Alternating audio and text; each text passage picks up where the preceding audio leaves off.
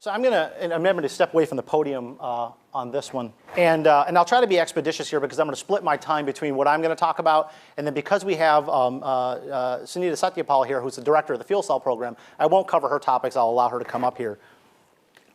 And if somebody could, I'm going to try to keep myself on time. I'm a very fast talker, so I'll keep you on your toes this morning. The sustainable transportation sector, can you hear me when I step away from this? Okay. Was put together about 2 years ago. In fact, I would say 2 years ago and maybe 2 weeks ago, we brought together 3 of the technology offices that we had in the transportation sector. And previously, they had all reported into different sectors. And so we went through a reorganization. We created 3 pillars of sustainable transportation, renewable power, and energy efficiency, and we brought all the transportation offices under one umbrella. And the advantages of having them together were really around trying to set priorities and find the highest impact, most compelling research that we do in our portfolio. And so for the past 2 years, I've been focused kind of on 3 high-level priorities within our offices. The first is to develop what we call strategic white space for cross-cutting initiatives. Cross-cutting just means silo-busting, investing in research opportunities across offices. You'll see some evidence of that in our portfolio. The second, it's also very important to Dr. Danielson, is to find new and emerging areas for research that are off roadmap ideas. And so we are a very roadmap-driven office, which is good. It helps you stay laser focused. But you also have to know when you need to identify and on-ramp new technologies into your portfolio, and when new megatrends mean your roadmap itself is just the wrong roadmap and you need a different roadmap. And then the third thing is trying to find innovative platforms to compress what we call research, development, demonstration, and deployment. RD3 is the spectrum of what we do. And so rather than taking 10 to 20 years to develop new technologies and materials, we want to compress that down into half the time, half the cost. That makes it a lot more attractive, both from an investment perspective as well as from getting results into the market. So I'm going to move fairly quickly as we go through this now. Please ask me any questions later if you have them. There are 3 technology offices within the sustainable transportation sector. We're funded roughly at about a $600 million per year enacted level, but we see strong requests from the administration to support broader work. This year's request was $853 million, and it just shows the administration's support and the desire to see more work being done in this area. We invest in bioenergy, in vehicle technologies, and in hydrogen and fuel cell technologies. And these are the 3 technology offices that are within the sustainable transportation sector. In the bioenergy offices, we've done a lot of investments into cellulosic ethanol, and we've now shifted our focus into what we call drop-in hydrocarbon fuels because we're starting to see ethanol take hold into the marketplace. In the vehicle technology office, we cover anything electrification, lightweighting, combustion, fuels, and all the materials technologies. And then in hydrogen and fuel cells, we cover both the on-vehicle systems, the off-vehicle systems for production of hydrogen fuel cells and renewable hydrogen. This is not meant to be, you have to have an eye chart if it's a government presentation, so I had to throw this in there. We're a metric-driven organization, and I put this up there just so people know that working with our stakeholders, we work to targets on research that either drive the proper economics behind our technology or identify what we think are the amount of headroom we have in performance for various technologies. And then when we get to the end of a program, we have to ask ourselves the question, should we continue it or not, and should we sunset it or not? And a key point for me on success is sunsetting a program because you've achieved something is not a bad thing. It's actually a good sign of our research. And so we work with our stakeholders to drive to these targets. And this is just a broad set of the highest level targets that we do on cost and performance. We work closely with industry. We have 2 government partnerships, one called US Drive, which works on the light-duty sector with the big 3 automotive, Tesla, all of the energy companies and the utilities. And then we work with 21st Century Truck on the heavy-duty side. And the goal of having these partnerships is to make sure that the research we're doing is highly aligned to the needs of the market, but is properly set in terms of what's the proper role of government, meaning we don't want to be in the product development space, we want to be in the research space. And so we use these partnerships to make sure our portfolio is well represented and reflects the needs of the market. I'm going to now jump through some of the technology offices specifically here, the first one being the Vehicle Technology Office. One of the biggest imperatives we have is our EV Everywhere Grand Challenge. This is the presidential grand challenge to make plug-in electric vehicles as affordable as gasoline vehicles by the year 2022. And when this initiative was started, it really focused on just 2 pillars here. We had research and development, and then we had workplace charging. Workplace charging being the initiative we have to maximize the amount of employers that offer workplace charging. But over time, we came to realize that there were many other strategic barriers to the adoption of electrification and transportation. And so we broadened the effort to cover a host from grid modernization to partnerships with utilities into raising awareness in the community as well as stakeholder engagement. But I think one of the key areas that we do is really invest heavily into technologies that enable electrification of vehicles. And so what we think are the enabling technologies are obviously low-cost batteries with higher performance, and electric drive systems that are both efficient from a packaging perspective, highly efficient, low cost, but also eliminate the use of rare earth materials. But lightweighting is an area that we consider part and parcel to electrification of transportation, as well as enabling technologies like more advanced cooling systems and ways to passively reduce the load on vehicles. And so we've invested more than $300 million to date since 2012, and we believe that our efforts with this, as well as the prior efforts, have helped really drive adoption of technologies in the market. As I mentioned earlier today, this is all about results, and through our efforts, we've seen more than a 70% reduction in the cost of batteries coming out of our research. And so we've broke the $300 per kilowatt hour barrier, and we're on our way down to our $125 per kilowatt hour barrier. And I highlight this that, this is technology coming out of the lab. It still needs to be commercialized. And so we talk about high volume modeled cost. If somebody were to commercialize this, they would see this in the market. And some people tell me that, well, Tesla already has batteries cheaper than this. But we're talking about batteries that are not only cheap, but actually double the performance of the battery in terms of energy density. So you're moving in both directions on cost and performance. And so rather than give you a programmatic review, I just wanted to talk to you about why this matters. You may not realize that the Chevy Volt, the second generation Chevy Volt, and the Ford Focus EV all leverage battery chemistry that was developed by the Department of Energy and through the national labs at Argonne National Labs. And so research that we funded all the way back in the early 2000s actually developed the chemistry that was then licensed by LG Chem that went into the first generation Volt. And it was a tweaked chemistry that went into the second generation Volt. And some would actually say that our chemistry is used more prevalently than people know. But again, it's an example of a success story. This is just one element. We have separator plates and a variety of other investments in the commercial space. Similarly, we funded research that has actually eliminated the use of rare earth materials in at least one example motor made by UQM. And we're continuing to push the bounds of using wide bandgap semiconductors in integrated power electronic devices. And so we're starting to see these things migrate into the marketplace and hit some of our targets. I'm going to skip past this a little bit just to save some time. That was more about our workplace charging challenge. And I want to just comment very briefly here. We have a very large cross-cutting grid modernization initiative, far larger than the Transportation Office, which looks at modernizing our grid for a resilient, efficient grid that maximizes the penetration of renewables, at the same time maximizes the uptake of electrification of transportation. And so we fund efforts into driving the adoption of electric vehicles in partnership with other offices managing aspects of the grid.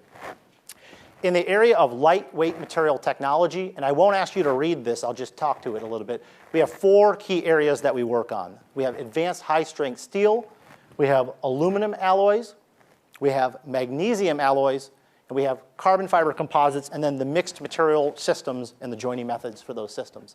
And these are kind of listed in order of cost and benefit, meaning the further we go towards aluminum and magnesium and carbon fiber, the better we get on the weight benefits, the harder we get on the cost benefits, and the more compelling the research that we have to do in these areas. And so I could talk ad nauseum about all of the interesting technologies that we've developed in the area of lightweight materials, but I wanted to just give you one example of a partnership that I think we're very proud of. We partnered with Ford Motor Company and VEMA, which is a division of Magna, in a 50-50 cost share project to demonstrate with available technologies today just how light we could make a vehicle. And so we had a program called the Mach 1 program in which we heavily lightweighted a vehicle. And you see just some of the substructures here using aluminum and various materials, as well as all the way down to carbon fiber coil springs and carbon fiber rims that are actually now on the Mustangs in the markets today, carbon fiber oil pans. I mean, this car was engineered down to Gorilla Glass, for the car.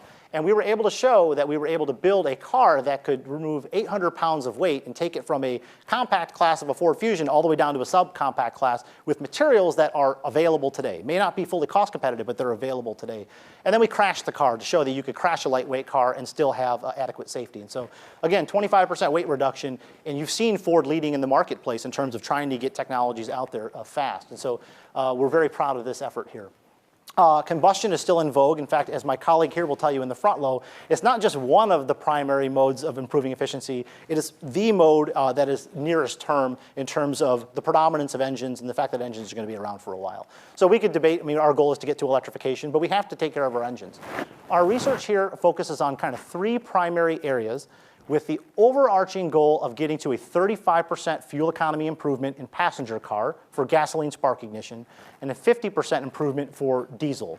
The three key areas here, which are kind of diversified here in this matrix, is a focus on in-cylinder processes, so combustion phenomenon inside the cylinder, emissions and after treatment, and although we are not EPA, we have tightening emission standards, and there's a penalty for those emission standards in terms of the fuel economy. So in terms of developing catalysts that can handle advanced combustion regimes, we do focused efforts there. And then on the overall engine systems, whether it's air handling, turbocharging, boosting, the controls, and thermal management, and fuel injection.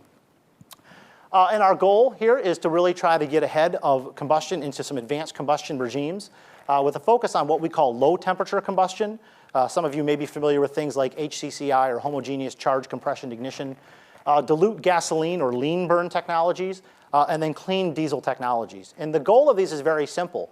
We want to design combustion strategies that keep us out of the soot formation range, that keep us out of the NOx formation range, and that can be run at appropriately lean levels without the formation of those. And you can see how low temperature combustion, it's not really low temperature, it's just moving you out of the way of harmful emission formation. We have a strong effort on fuels and lubricants as well. And so we look at all of the swath of alternative fuels, enabling fuels from natural gas to biofuels, as well as looking at how those fuel properties enable combustion and advanced lubricants, whether they be rear axle lubricants, gear oils, transmission oils, and engine oils. And so there's still a lot of work being done in the fuels and lubricants area. And as I'll talk about momentarily, one of our key initiatives is to try to find ways to work across offices and across sub-programs. And so these sub-programs, generally, they work together, but we haven't had many cross-cutting programs that say, how do you design a fuel in conjunction with the engine, and how do you use that to maximize benefit? And so what you might be hearing a lot of in your own research from industry is the desire for octane. As fuel efficiency standards go up and up and up, people are clamoring for octane. And autos will tell you all octane is good octane, or all octane is good no matter how it's made. But octane comes from energy-intensive processes when you make it from crude. And we believe that there's more to these fuels than just octane. And so we've started to look at just how fuels constrain engine designs. The fact that we design vehicles to work on 85 octane Rocky Mountain fuel in Colorado means that we're leaving a tremendous amount of fuel economy on the table that we know how to get to today if we just were to optimize the fuel. And so we've started a study to look at things beyond octane, to look at things like flame speed and other parameters, heat of vaporization, things that we think that we can independently tune in a fuel and take performance above and beyond what you get from premium gasoline today. And then we're also looking at the fact that engines will dominate the landscape for some period of time. The turnover on a fleet is 17 years, and we still see the predominant source of power coming from engines. And so how do we then take those fuels and use those fuels to open up the design space on the engines to really maximize performance? On the spark ignition side of the equation, we talk about things like turbocharging and downsizing engines, downspeeding. But on the advanced combustion side of the equation, new fuels can actually enable the overall combustion strategy in general. And so this effort we have focuses on kind of two parallel pathways. The first one we call Thrust 1 looks at today's spark ignition engines, the ones that you have in your car with spark plugs, which require fuels with low reactivity because they're sparked with the spark to ignite them, all the way down to what we call advanced compression ignition, which requires a high reactivity fuel and can enable kinetically controlled combustion if we have the right set of fuel properties. And so we're in the process of evaluating this space, and we're actually trying to find out fuels that can kind of do 2 for 1 across this kind of different set of combustion regimes. And so as a result of this effort, and as a result of the industry call for this, we put together what we call our Fuels and Engine Co-Optimization Program, formerly under a logo and a name that, as I was joking earlier, got nipped for trademark issues. It's hard to find logos. But our goal here is ultimately that one day you would go to a pump and you would see a symbol like this that identifies the Optima fuel or the co-optimized fuel, and that you would put this fuel in your car and that your car would eke out substantially improved gains on fuel economy. And we believe that we can get 15 to 20% more fuel economy than the 35% that I just mentioned earlier. So 35% through our advanced combustion initiatives, and another 15 to 20% out of engines today just by optimizing the fuel in the engines. That's a total of 50% on combustion. It just shows you the importance of working across boundaries. And as I'll talk about later, this effort cuts across the vehicle technology space and the biofuel space. And so having two offices together, we are now tailoring biofuels in a way to achieve these performance characteristics. And it makes it interesting because biofuels can only reach about 30% of the total market if we cultivate the entire volume of available biomass. If you just make it as base gasoline, it goes into the supply chain and it's non-differentiated. But if you can actually extract performance out of it and use that 30% for benefit, you actually get a value that is a substantial improvement in fuel economy. I'm going to start to move at a little bit faster clip so I can have my colleague here up here. SuperTruck 2 and SuperTruck 1 are two big initiatives we had to improve the freight efficiency of Class 8 long-haul trucks. And when we started this program, we funded 4 of the major partnerships covering 95% of the heavy truck market. And they surprised us all. We set a target of improving freight efficiency by 50% while improving engine efficiency by greater than 50% brake thermal efficiency. And we got trucks that were coming in greater than 10 miles per gallon. So if you think about an average Class 8 truck, 5-6 miles per gallon, we had one team get all the way up to 12 miles per gallon by enhancing aerodynamics, enhancing combustion, enhancing light weighting. And they did so with technologies that we're actually starting to see in the marketplace today. So when you drive by a truck and you see side skirts on a truck and you see advanced aerodynamics and you see rear end configurations that help with drag, many of those technologies have come out of this program. And so we're announcing a SuperTruck 2 program that'll go out this year, and that has the ambitious goal of increasing freight efficiency by 100% beyond a 2009 vehicle today. And for those of you who like to order things on Amazon, you'll realize that freight is going up, and it's only going to continue to go up in terms of its contribution to fuel consumption.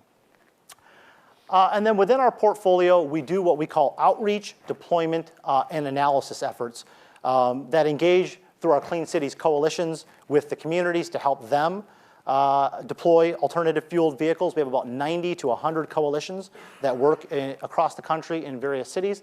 And through those efforts, we've been able to displace about 6.5 billion gallons of petroleum cumulatively since the start of the effort. Many of you may be familiar with our Alternative Fuels Data Center and our fueleconomy.gov worksite.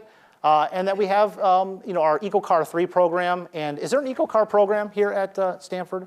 I'm just curious. If not, we should probably try to get you signed up for it. I think some 16,000 students have gone through EcoCar 3, and we find it to be one of the best places to recruit people with automotive experience. And then our efforts in green racing help push the visibility of advanced fuels and engines to a broader market.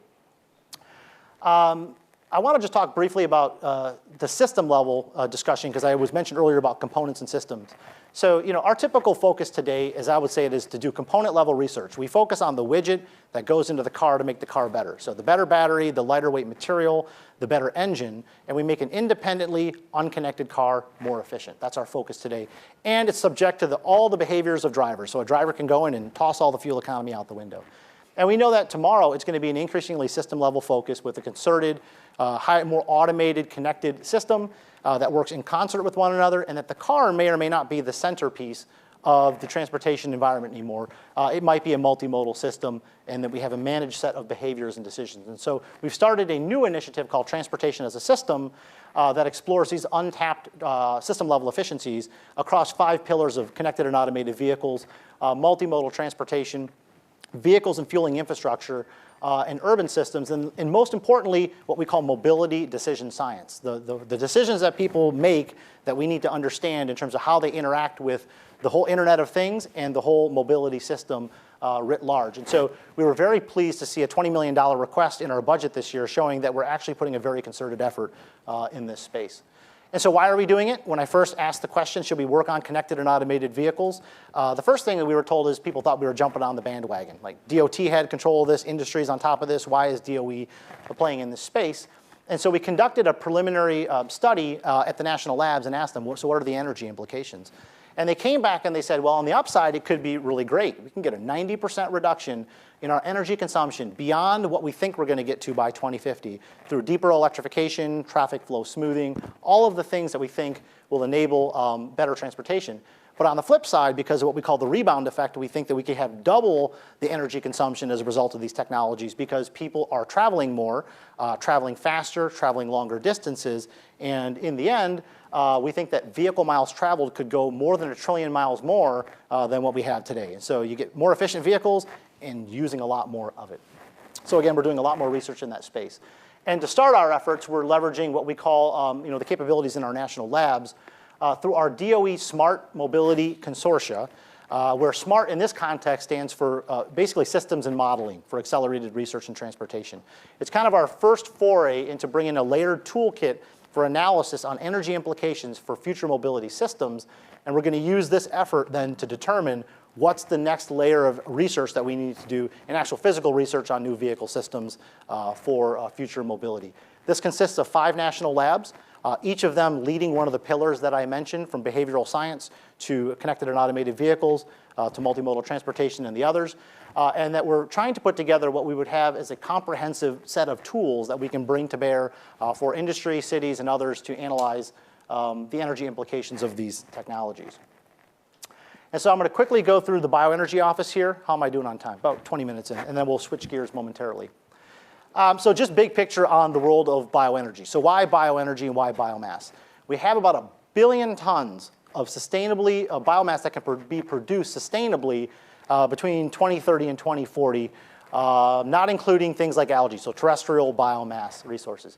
And these resources enable a number of different things, from creating jobs in rural America to keeping dollars inside the country from imported oil to generating power, and then most importantly to producing a substantial amount of our fuel needs, as well as some high-value chemical needs that we can get through biomass. And so this is something that we call the billion-ton bioeconomy, which is an initiative that's actually being rolled out as we speak this week, I think, in terms of codifying our efforts with multiple agencies about how we go and take 1 billion tons of biomass and put it to good use in service of our economy and our environment.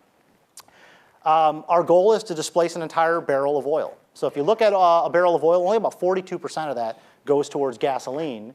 And our goal is to eliminate all of the uses of a barrel of oil. And so our research efforts cut not only gasoline, they go into jet fuel, into chemicals and products, into renewable diesel. Again, the goal is to displace all of these with drop-in fuels. I'm just going to highlight a few things here in terms of how we do our research. Our research starts all the way up at the front end of the supply chain in terms of getting feedstocks off the land and into a real supply chain system and over to reactors and plants for use. And I think a lot of people don't realize just how hard it is to actually cultivate, store, ship, and get quality materials into a plant at cost. And so a lot of research goes into feedstock supply and logistics.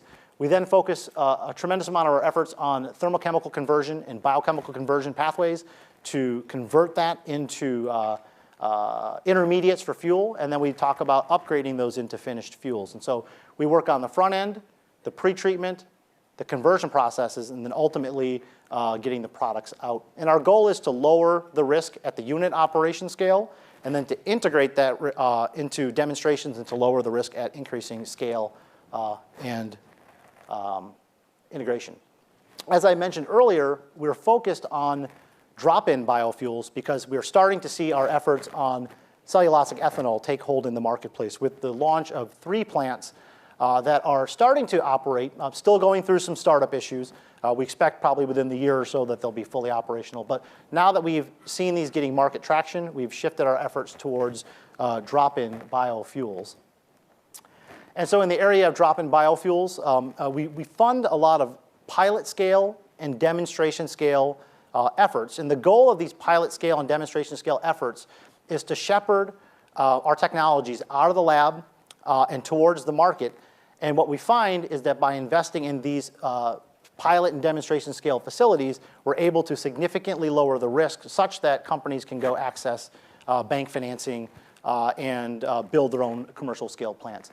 This was a project that we did with the Department of Navy and USDA under a memorandum of understanding to invest up to $510 million to get near-term biofuel technologies commercialized and at scale Originally, the plan was that we would produce fuels that could be purchased by the Navy and other military agencies to meet mil specs on jet fuel.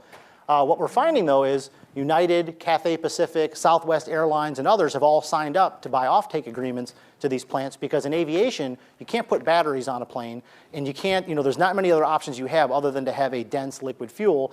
And because of low fuel prices today, many of these companies are taking those profits and reinvesting them into biofuels so they have a lower volatility resource in the future. It's very smart thinking. And so we think that biofuels has a very strong play in the aviation sector. And so building on that, we've partnered through what we call the Farm to Fly initiative with the Commercial Alternative Aviation Fuels Initiative called CAFE. And again, this is talking about kind of writ large enabling certified biofuels for use in aviation. And I think that we've done some studies that show that we could potentially displace a large portion of the jet fuel market with biofuels if we were to actually dedicate all the resources towards that end. But the goal of CAFE is to have 1 billion gallons of aviation biofuel by 2016. And we're starting to see some discussions around emissions requirements for international flights and how those things need to be managed. And so people are trying to get ahead on the carbon game for jet fuel. And then we also have a focus on bioproducts. And so previously in the past, Department of Energy had tried to take a focus on bioproducts and had been told that we're the Department of Energy and not the Department of Products. But as of late, I think it's been acknowledged that products actually will help seed the market with high-value products that will help provide the return on investment and enhance the economics of fuels. And so we find it very linked that we should be funding biochemicals and bioproducts that can be tied to the ultimate production of the fuel so that we end up with a better value proposition for people trying to go in the business of producing fuels. Fuels are very low margin. You have to get to very, very high scale. So in the meantime, how do you take a portion of it and apply it to very high value resources? And if you just look at the numbers here, 16% of petroleum goes towards products, but $812 billion of value come from it. 76% of petroleum goes towards fuel, and you only get $935 billion. So you can see that a very small amount of petroleum goes a long, long way in terms of generating products. We don't actually make Gore-Tex jackets and the shoes and the like. We make the functional intermediates that can be substitutes for people who purchase chemicals and can then use them in the production of products. And then lastly here, before I hand it over to Sunita, I just want to comment about, we talked about innovation platforms to reduce the cycle time it takes to conduct research and development. One of the biggest challenges we have is that it takes 10 to 20 years and hundreds of millions of dollars to get a new chemical, get a new material, get a new product into market. And if any of you here are obviously familiar with the venture capital cycle, 20 years to get a new product to market is too long to be investable by design. And so one of the things that we've been doing both in the inorganic material space, so lightweight materials and others, as well as in the organic material space, is developing the platforms that enable us to dramatically compress that development lead time and cost. And so we launched an effort this year called the SynBio Foundry, which is a subset of engineering biology looking at synthetic biology. And the fact that we have had dramatic improvements in the cost and throughput that we can help engineer organisms and essentially iterate different permutations of what we want. And so what SynBio Foundry really does is allow us to design organisms using host chassis organisms, quickly iterate, build high combinatorial sets of Jay's looking at me if I'm using the right words or not. But long and the short is, this is a high throughput combinatorial experimentation set that we can use to design organisms, to design the genotypes that go into the organisms that produce the chemicals we want, to rapidly build them and to scale them up and to test them, and then to have machine learning that helps us cycle back through and do many, many iterations before we take it to see if we can scale it up and before we then take it into the marketplace. Right now, what you have today are people take suboptimal organisms. They don't have the time or the money to engineer those organisms, and so they just take it all the way through linearly into scale up, and they often experience trouble in the scale up phase, and they often have high cost failures. And so the whole point of this is to provide an open source platform for the scale-up of biofuels and bioproducts using synthetic biology tools. And so with that, I will stop, and I will hand it over to Sunita, who's going to talk about the Fuel Cell Technology Office. And then we can circle back on questions. Great. OK, thanks. Can everyone hear me OK? good. Okay, well, first of all, I was going to ask how many of you here are students or postdocs, if you can raise your hands. Oh, wow, okay, great. And how many here are faculty? Okay, well, I've done a number of things. I've been at DOE over 12 years now. I was in an industry, and I actually was a professor. I did a visiting professor position for a couple of years at a small liberal arts school at Vassar College. And one of the courses I had to teach was quantum mechanics at Monday, Wednesday, Friday, 8 a.m. in the morning, which you can imagine is the worst combination. And so one thing I had to do, this was my first job out of grad school, and I had some trouble getting my students to come at 8 a.m. in the morning. So what I did, and hopefully, sorry for the students, but hopefully faculty won't get any ideas here, but I gave a quiz every single day, 8 a.m., just a 5-minute quiz, only on the previous class notes so that they could stay connected. And I had an intricate grading system. If they did well in the quizzes, they could get make-up points for the exams and so forth. But it was my only way to get people to come and stay awake. And so since it is a little bit late in the morning, I'm going to start with a really quick quiz. But don't worry, it's not quantum mechanics. So fuel cells are a very emerging field. How many people are familiar with fuel cells? If you can just raise your hand. Okay, not a few people. The faculty don't count and don't answer this question, or the DOE folks. So how many fuel cells do you think were sold, commercially sold last year? Any guesses from the students? Or actually, this is 2014 data. We're still getting 2015 data. Who said that? Okay, so 50,000 were sold. And so, again, this is an exciting time. For those of us who've been in this field for so many years, it's finally beginning to get commercial. So you see steady, almost 30% growth in terms of commercial fuel cells shipped. The next question, where do you think what application, or where do you think most of these fuel cells are shipped? I already gave away the application, stationary. So what country, any guesses? Who was that? Japan, yes, you're right. And so we're now seeing major companies, Panasonic, Toshiba, that are actually, they've commercialized and they're selling small residential fuel cells. Especially ever since Fukushima, so they're providing reliable power, hot water for homes, and so we're really seeing the takeoff there. And then for the first time in history, really, we have commercial fuel cell cars on the road running on hydrogen. Toyota just started selling. Hyundai's been leasing, and Honda just announced a couple of weeks ago at the DC Auto Show that they're going to be providing their cars commercially this year. So it is a really exciting time. So I'll give you a quick summary of the fuel cell space and where we need more R&D needs. And so first of all, hydrogen is what's powering the fuel cell vehicles. You can produce hydrogen from diverse domestic resources, but it is a carrier. And it takes energy to produce the hydrogen. So for example, steam methane reforming is the primary method from natural gas. You can split water using renewables, but it takes energy. So efficiencies can be as high as 70%, but that means you lose 30% of the total energy. But you can use the hydrogen in a fuel cell, which is much, obviously very efficient. And so you can make up for some of those losses. I'll talk about the question that was asked earlier. But you can use the hydrogen for a number of different applications here. And I'll be focusing on the vehicle application.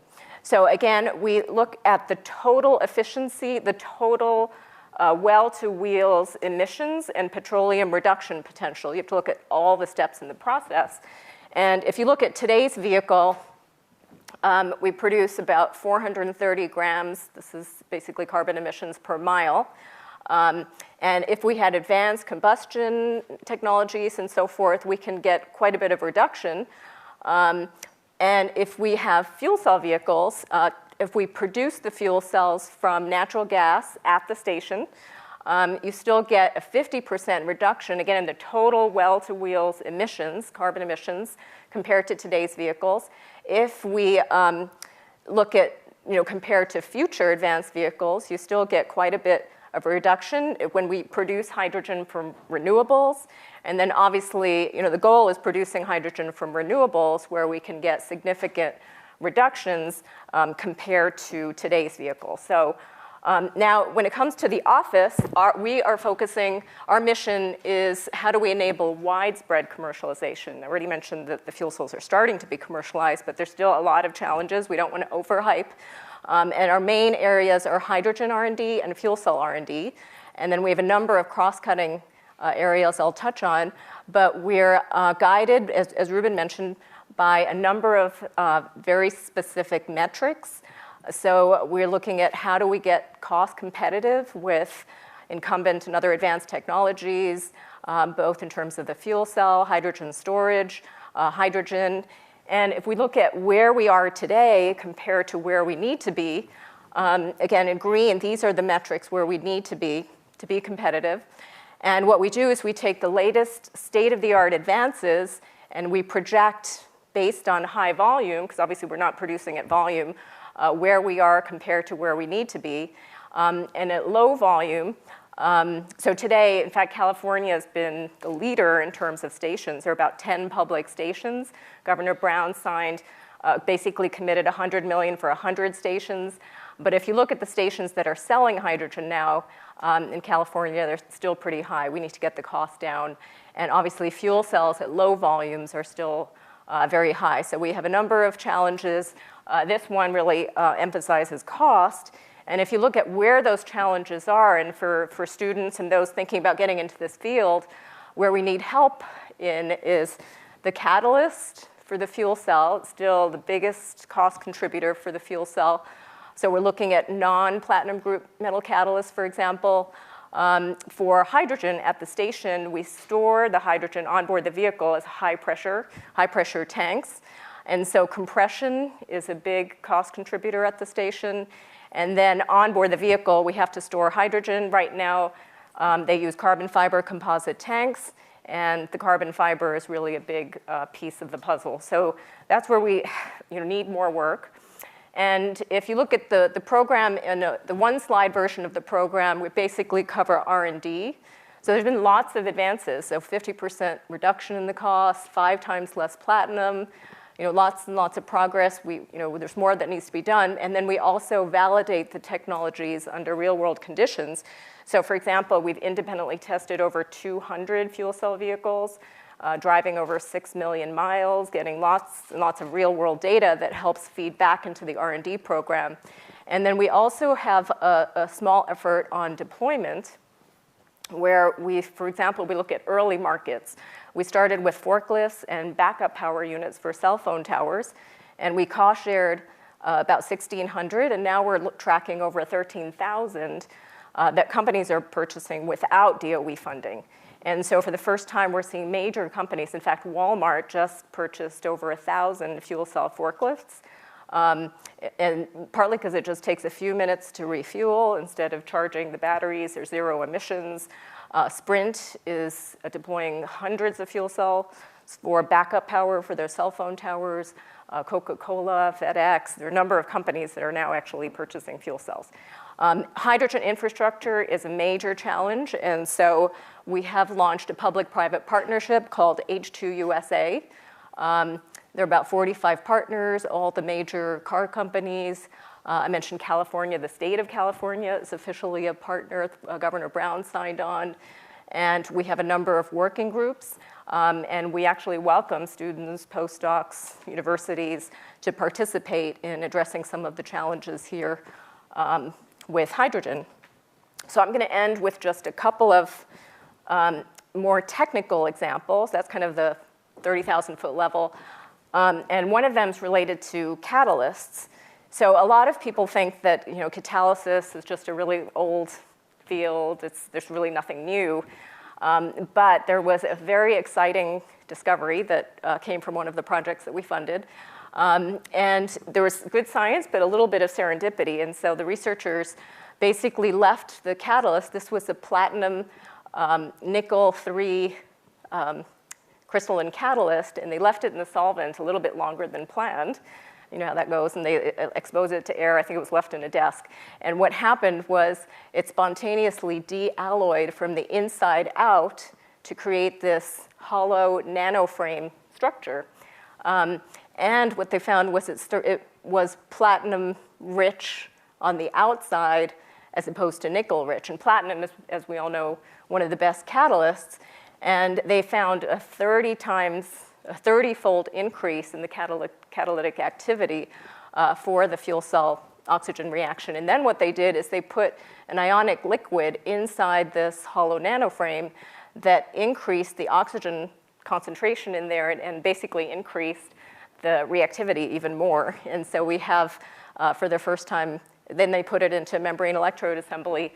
And for those that are not familiar with fuel cells, I always carry this around. And one of these days, I think I'm going to get stopped at the airport. But this is a fuel cell.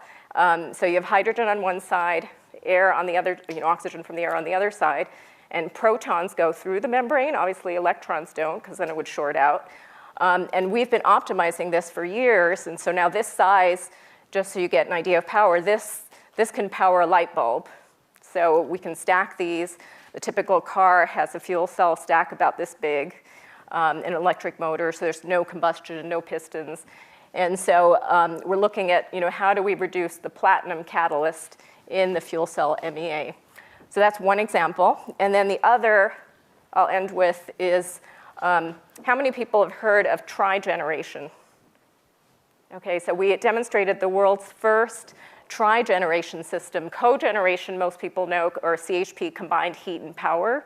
And trigeneration, you actually produce heat and power, but you also produce a third component, which is hydrogen.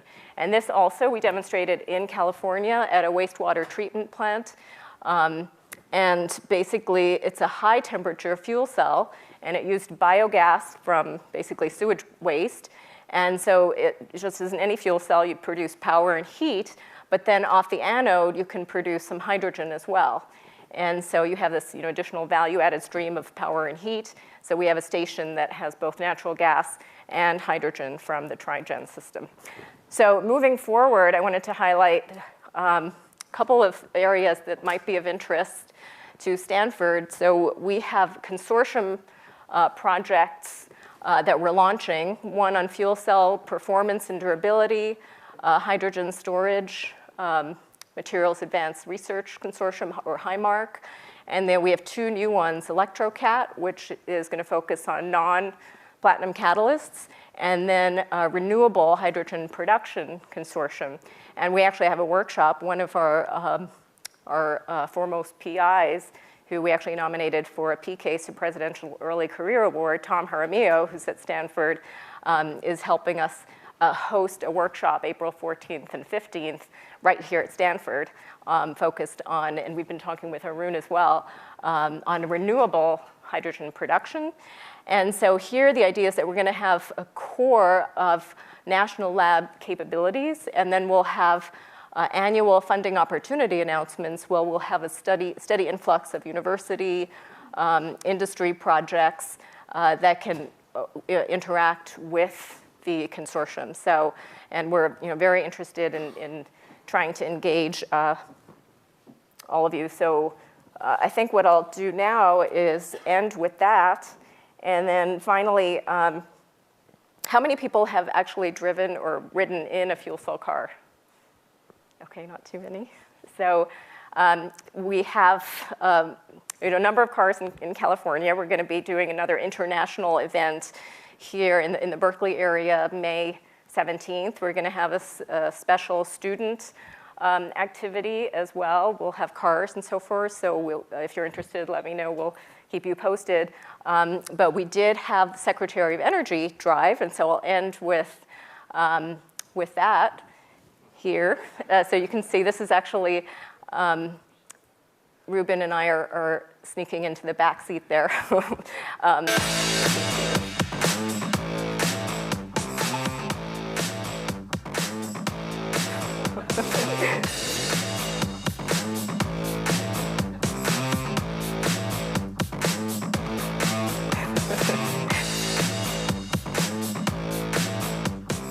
Okay, well, thank you. Great. So we did tell his Secret Service that he was only going to go around the block right in front of DOE, but instead he floored it. He went on Independence, on 12th, on C, and I don't know if you noticed, but his Secret Service was just following us in the back there. So I'll end with that, but I look forward to talking with all of you. Thank you.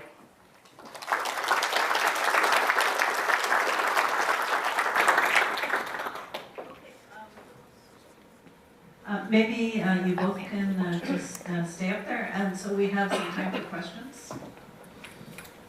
Okay, you got to ask a question last time. We'll give you another turn shortly. Okay, how about you next? In terms of the transition to producing hydrogen, the initial hydrogen production is going to be steam reformed natural gas. Obviously, you have the carbon burn from the natural gas that is part of that process. How would you compare the efficiency of just running a natural gas car directly off the natural gas and its carbon emissions, and the fact that it's an existing vehicle technology that doesn't require developing a lot of the more exotic infrastructure? You do that as an interesting bridge from the energy and carbon burden point of view. Where do you put that? I'll try to answer, and then maybe we actually have some data on this, and I don't have it at full recall right now. But if you burn natural gas, you actually, it's not as efficient as if you look at the stack up. Natural gas in a power plant to electric vehicle is good.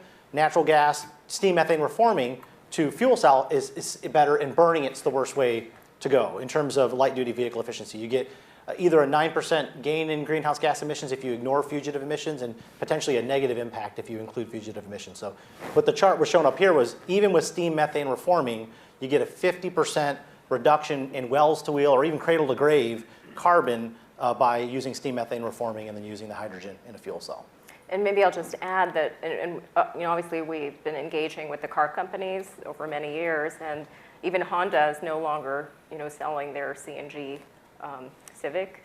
And initially we looked at distributed natural gas production, so to try to leverage the CNG infrastructure, but that's pretty complicated. And so I think the early strategy is to use the large central reforming. We already produce 10 million metric tons of hydrogen from steam methane reforming, and just deliver that hydrogen to the stations. And so as we look at our carbon capture or CCS programs, you could, basically you can, down the road, capture the carbon from the SMR plants. Whereas if you have it, so you have zero emissions from the tailpipe in the hydrogen case. And then, as Ruben mentioned, efficiency is another issue. So the fuel cell is, intrinsically so much more efficient than combustion. So even from the car companies' perspectives, even though early on we thought that could be a good transition, they've really, shifted to the fuel cell route. Okay, more questions. Yeah, back over there. So we're seeing a lot more subnational participation, especially at Paris.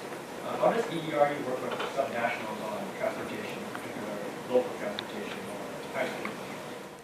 So we do have a formal international partnership with 17 countries and the European Commission specifically on hydrogen. So we keep track. In fact, I'm going to be in Japan in about 10 days. We coordinate very closely on what's happening internationally. So they all have, or many of the major countries, Japan, Germany, Scandinavian countries, Korea is very heavily involved, and so they're developing public-private partnerships also to roll out hydrogen stations. So they have very specific plans, and we coordinate. Very well at the international level. So we actually met in Paris just before the climate talks, and a company opened a hydrogen station in Paris as part of the COP21 talks. And so when I mentioned this May 18th event, the US is officially hosting this international partnership the week of May 18th, and those country governments will be here. So there's good coordination. Okay, we have time for one more question before our break. Okay, Roland.